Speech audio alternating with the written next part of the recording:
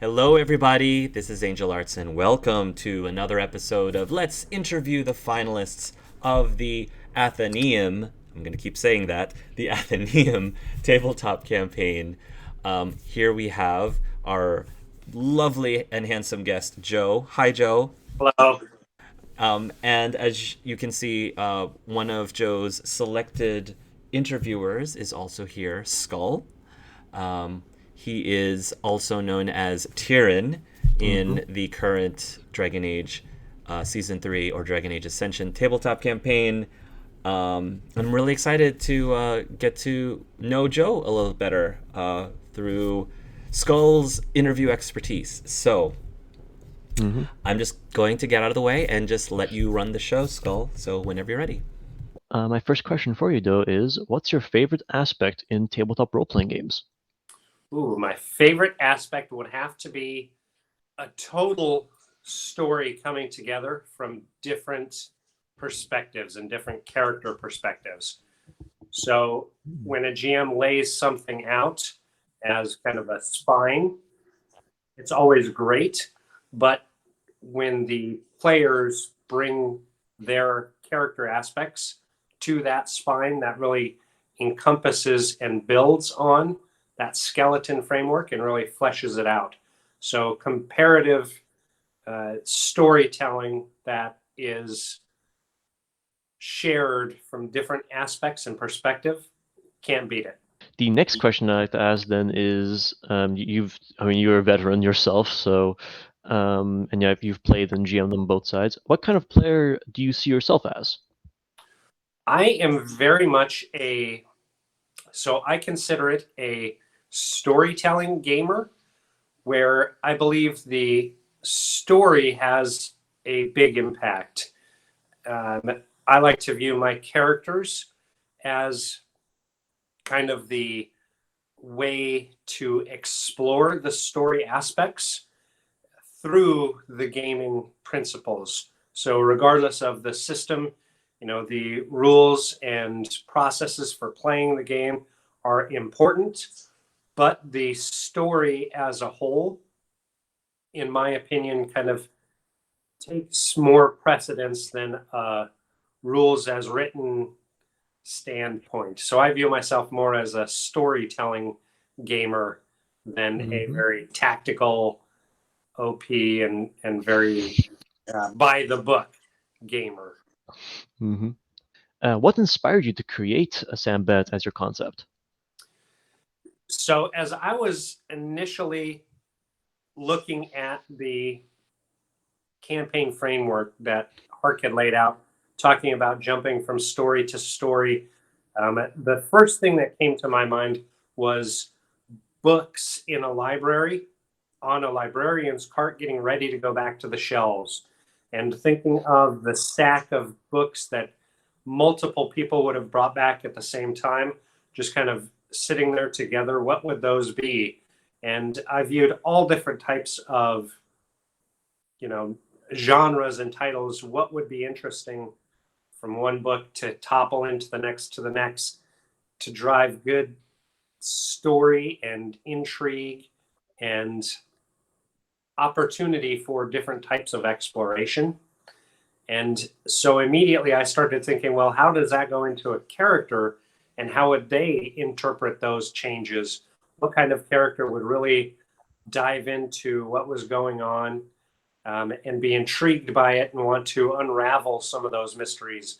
And the mystery and kind of crime solving genre just kept coming up to the forefront. And that's someone who, while they may not wholeheartedly accept everything that's going on, they'll have lots of questions and they'll try to dig in and look for clues and figure things out and find a way to fix what's broken and answer the questions of why things are happening the way they were.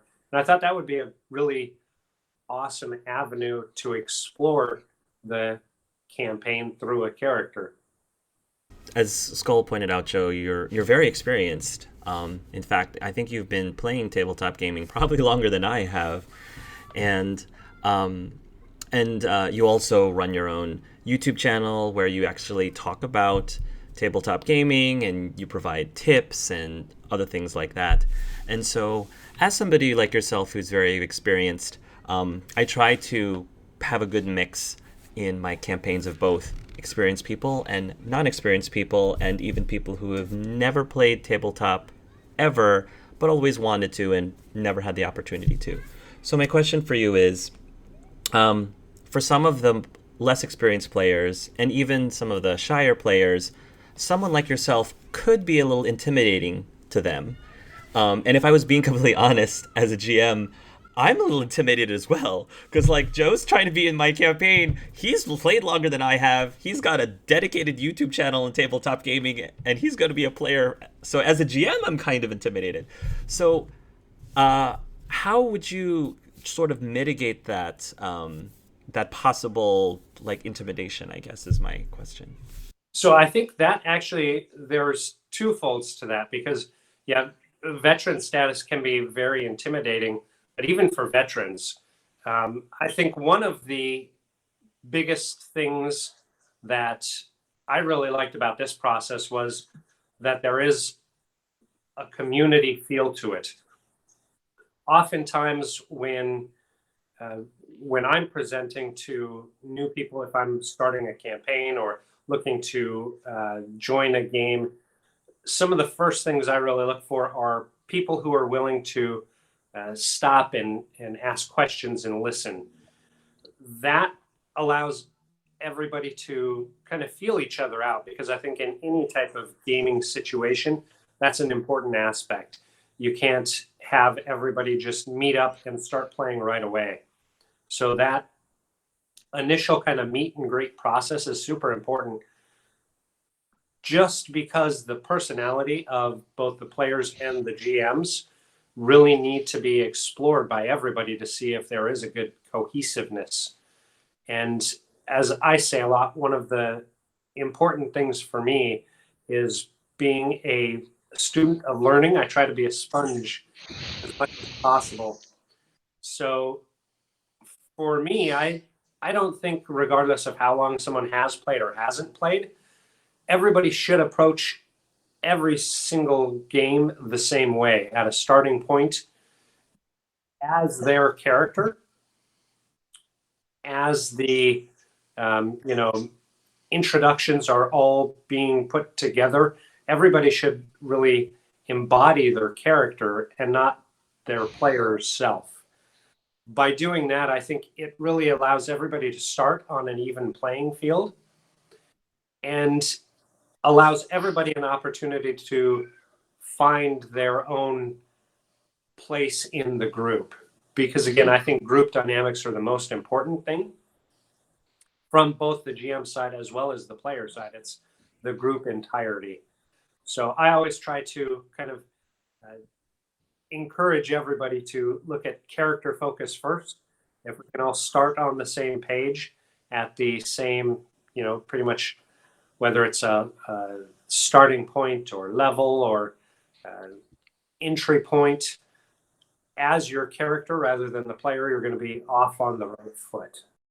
And my final question is, one thing that's particularly unique, I think, about this campaign is not only is the character that you're proposing important, but the world or universe of that character is also important, because it plays a huge part in this story.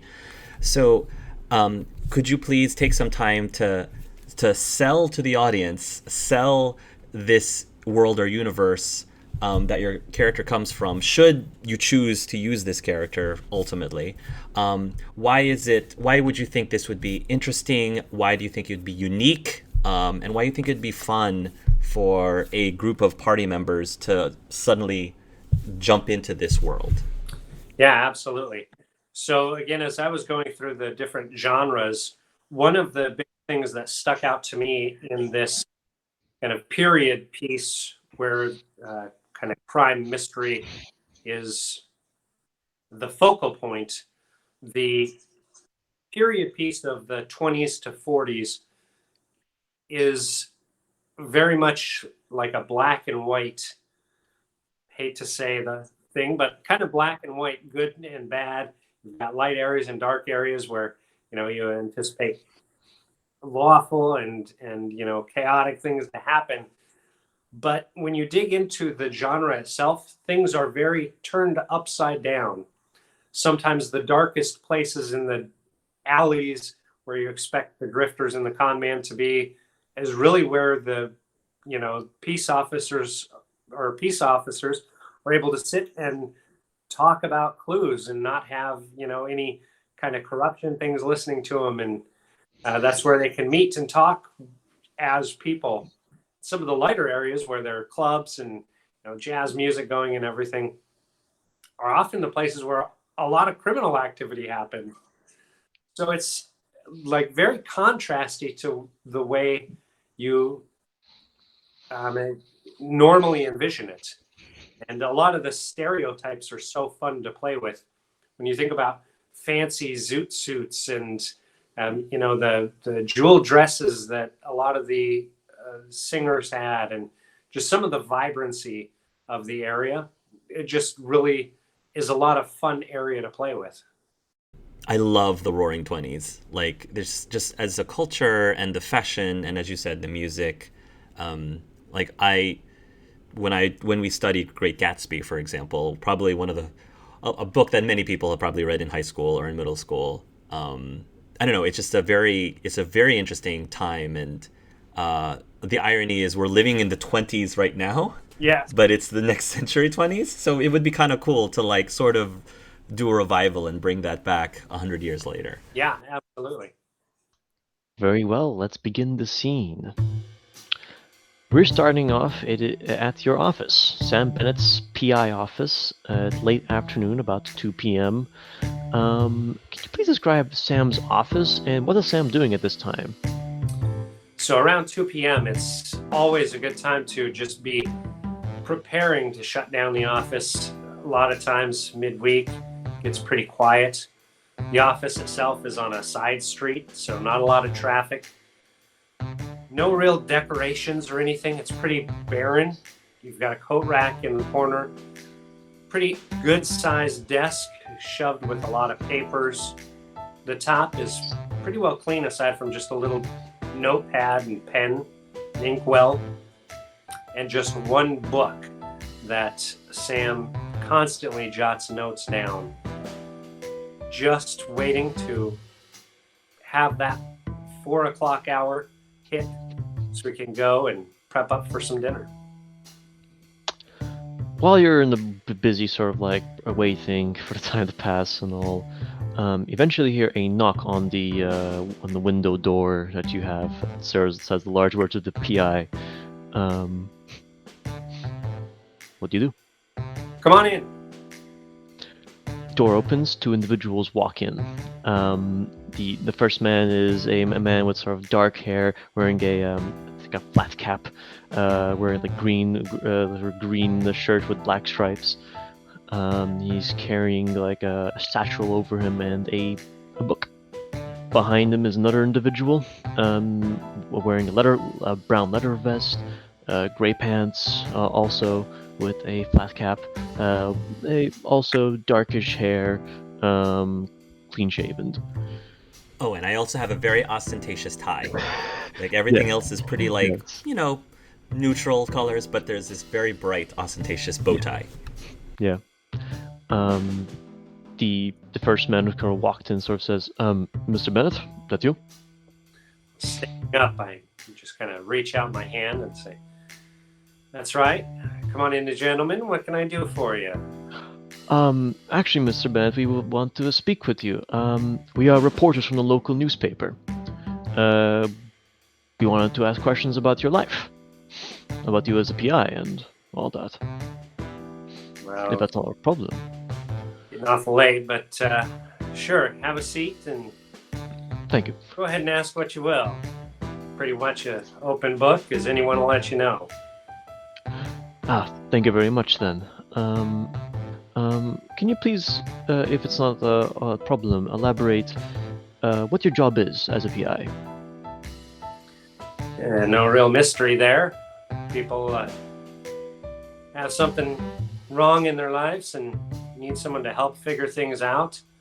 They can call on me and get to the bottom of it. find out what's going on, get them the answers I can. Just charge a nominal fee, really for the services and time, but that gets them 100% effort and resolution as quick as I can. Tell us, why'd you become a private eye? Private investigator, either or, I guess, but still. Well, I can't cook, and horrible at writing for papers. But I always had a good eye for details, good head for math. Accountants only get business once a year, not the business I care to partake in, so this seemed like a good fit. License wasn't too much, and I get to help people that really need it. That to me is the most important. What would you say your relationship with the PD is like? Oh, swell. They are happy when I'm working and not in their business too much, but if O'Brien said anything other, then he may have gotten it wrong. The other gentleman's scratching his head, and he's also got a pad and paper and a pencil, and he says, Mr. Bennet, our readers want to get the real scoop. So I was wondering, you're good at your job, you've had a very good success rate, but I would like for you to tell us about your biggest case that you just were never able to solve. Agreed. I agree with my partner. Solve. Well, I don't like talking about it. One that still to this day gives me sleepless nights and indigestion up to my throat. There was a longshoreman who said he was moving some goods right on the docks. Every time he was moving cases, he was hearing sounds out of them. At the end of his shift, all of the cases were turned over and empty. He was pretty sure that there was some type of smuggling going on there. When he brought it up to the foreman canned him. He went 2 weeks without a paycheck, unable to pay his bills, had to stand in a bread line. The guy got word of it and tried to help him out, find out what was going on. Every roadblock that could be thrown my way was. The boat never existed. Nothing was ever unloaded. The foreman never worked for the docks. At Eastside Company, there's something going on. Never was able to get that man his job back. Never was able to find out what was on that ship, what was on those crates, and what creeped into the town. I got a feeling someday it'll come back. I will. So how did you break the news to your client then? How did they take it that you weren't able to figure out the case, at least not in the timely fashion that you say you'd like to have? Well, I'm a man of integrity and my word, so got him a cup of coffee and a piece of pie, laid it out for him bare, helped him find a new job as a salesman for shoes.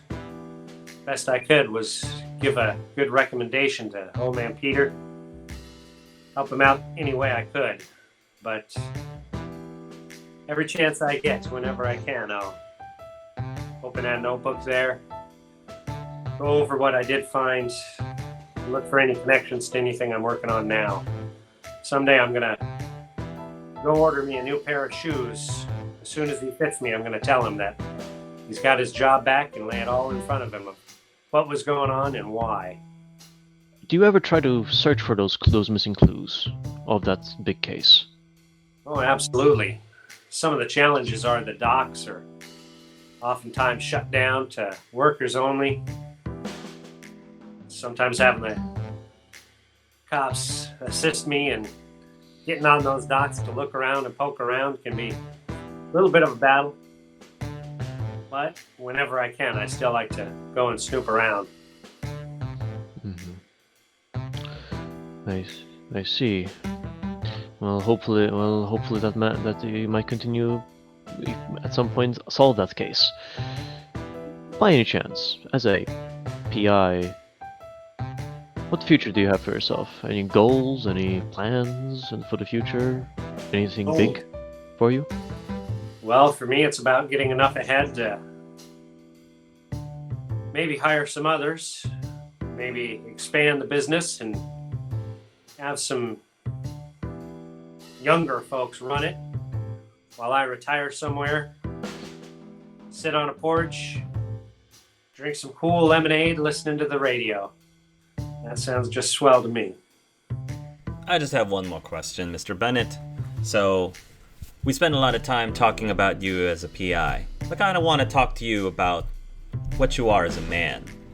So, if you could, please, tell me about the one case that challenged your morals the most.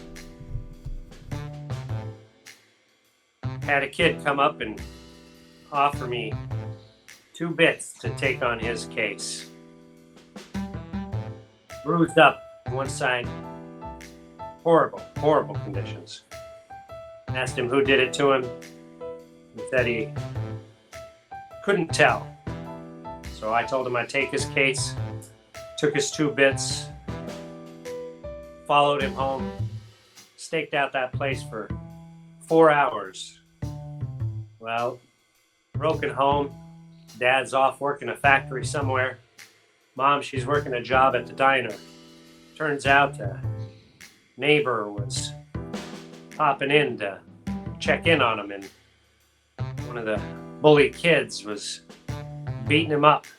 Very challenging to let that bully know that that wasn't acceptable. Give him respect and dignity to change his ways. Confronted him, brought him over to his parents' house, let them know what was going on, let the matter lay there. But it was very hard not to grab that bully by the arm, give him a swat, show him that bullies don't accomplish anything. Sometimes you have to let a youngster learn things the hard way on their own. You seem to take a lot of that case personally. Would you say that you've experienced bullying in your past before? Oh, sure. Anytime you have someone who's in a place where they're able to offer some type of credible help that you need, and they don't feel like they have to or they should. Sometimes rather than assisting and helping, they find it easier to put you in your place and let you know how much better than you they are.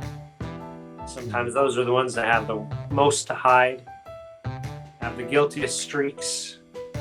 Sometimes it's ignorance. They don't know the gifts they've been given.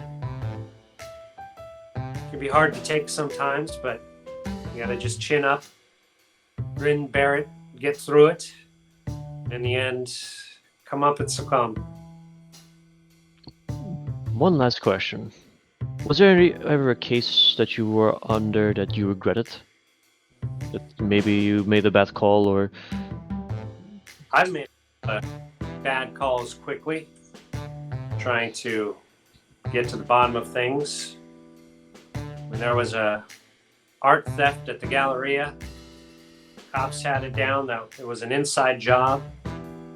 One of the cleaners was taken in, put in the Hoosegow, and detained for 4 days. As I was looking for clues, I was starting to believe it myself until I talked to him. Turns out that poor gal did nothing more than what she was paid to do. Her employer gave her explicit instructions on how to open and close doors that weren't accurate. She was negligent in her job. She wasn't the guilty one. It took me a while to figure that out. And if I could do it again, I'd pay a little bit more attention to listening from the get-go. Well, this has been enlightenment. I think it's best if we get going. I think we answer all the questions we have, right? Yes, thank you so much for your openness and honesty, sir. Yes. Thank you, Sam Bennett. You'll be seeing your name in the front sheet soon. All right. Well, remember, if you hear anything coming across your desk that may need a little special attention, don't hesitate. Give me a ring. Sure. If that ever comes up. Tips his hat and yeah, they're both gonna leave, and let's fast forward time a bit actually. A week and a half has passed now. You're at the diner, your favorite diner. And you're sort of sitting at the bar with the newspaper front with the interview. And as that's sort of going on, you see Betty, the waitress, sort of pass by. She looks over you. Well, you made the front use?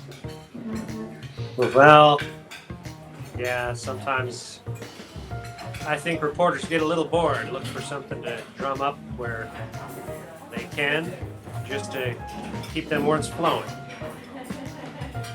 Oh, come on, Sam. Look at you. You're one of the few best PIs around here in this town. Come on. At least they give you name recognition, and maybe more clients will come around to your place. Yeah, I definitely could use the work, and it does feel pretty good to get a good change of pace and not have O'Brien just reading me a riot act, reading something good here.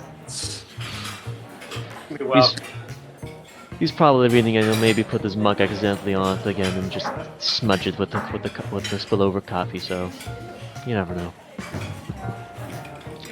But hey, at least you open yourself a bit more to not just to two people, but more. Yeah, as long as it brings in some business and helps get some facts straight and figured out, that's what counts. Yeah. Would you like a refill of black coffee, as usual? Absolutely. Keep them coming. It's going to be a long night tonight. Well, you're paying the bills. End scene.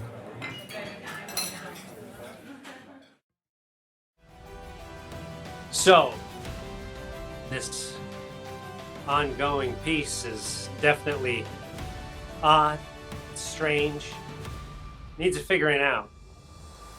Regardless of where everybody's coming from and where everybody's going to, knowing how to make the change, why it's going on, how we can fix our predicament is the exact reason you need Sam Bennet on this case.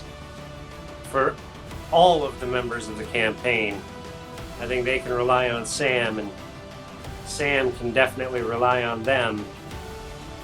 So by having Sam Bennet be a part of this campaign, I think you're helping to ensure that the mysteries get unraveled, everybody makes it home safe and sound.